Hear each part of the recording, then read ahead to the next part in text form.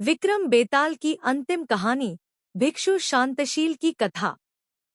24 बार लगातार प्रयास करने के बाद आखिरकार राजा विक्रमादित्य शव को श्मशान ले जाने में कामयाब हो जाते हैं और बेताल शव को त्याग देता है।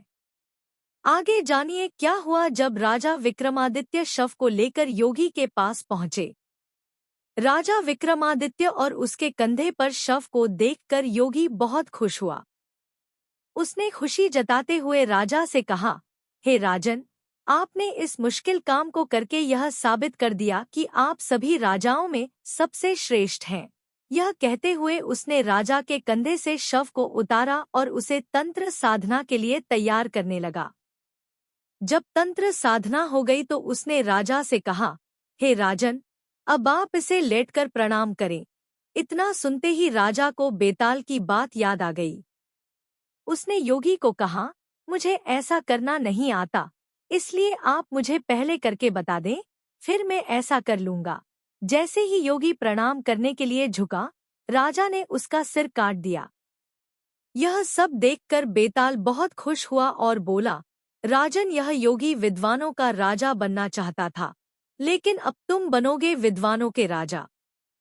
मैंने तुम्हें बहुत परेशान किया, अब तुम्हें जो चाहिए मांग लो।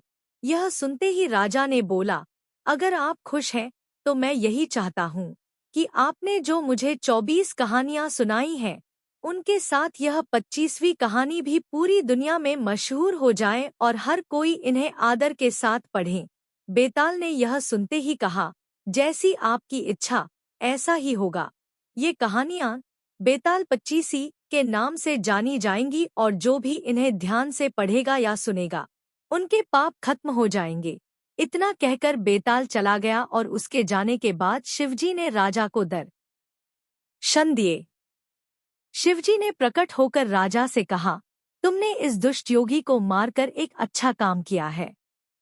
अब तुम जल्द ही 7 द्वीपों समेत पाताल और पृथ्वी पर राज करोगे। जब तुम्हारा इन सभी चीजों से मन भर जाए तो तुम मेरे पास चले आना। इतना कहकर शिवजी वहां से चले गए। इसके बाद राजा अपने नगर गए और वहां जब सबको राजा की वीरता के बारे में पता चला तो सभी ने राजा की प्रशंसा की और खुशियां मनाई।